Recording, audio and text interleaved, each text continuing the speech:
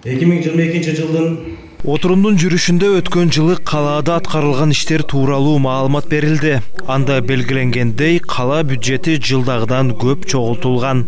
Такталган план 2 миллиард 294 миллион сом болсо, аткарылганы 2 миллиард 177 миллион сомду түзгөн.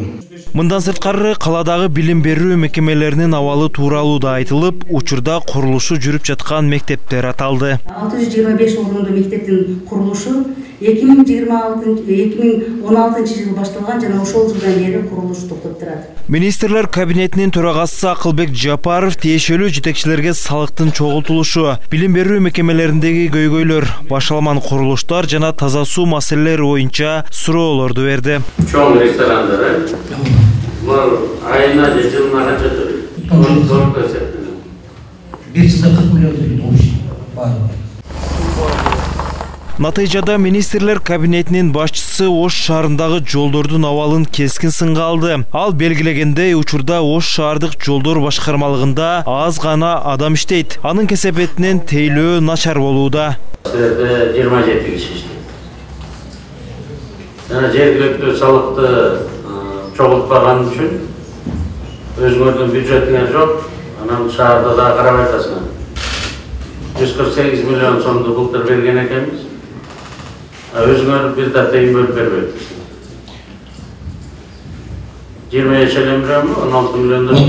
Жергиликтүү бюджеттен тротуарга 30 миллион. Ошон үчүн Ош шаардын жүргөн турган келген кишилердин баары нааразы болуп аткан ошол. Ал эми Ош шаардык жолдор башкармалыгынын башчысы Арзыбек Жунусовдун айтымында айтылган сындар негиздүү. Алдыда бул көйгөйлөрдү жоюу аракеттери жүрөт. Учурда бул ишканада жалпысынан 38 гана адам иштейт. Мындай аз кызматкер менен шаардагы жолдорду толук тейлөө мүмкүн эмес. Асфальт заводду лизинг компания аркылуу алып бериңиз деп сурандык эле, макулдугун бүгүн өзүңөр көрдүңөр.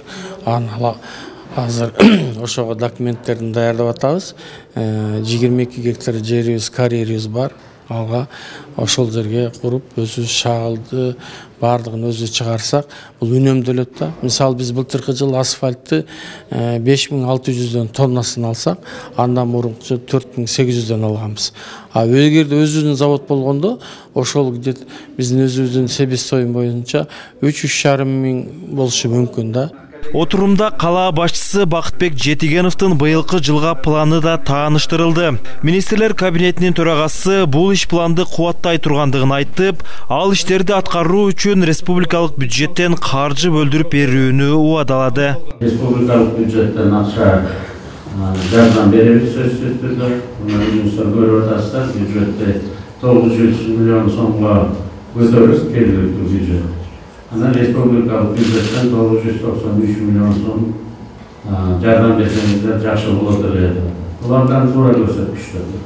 16 миллион сомго көбөйтүп алынган 3 миллиард сомду бюджеттен бере бергиле деген көп туура эмес позиция болчу.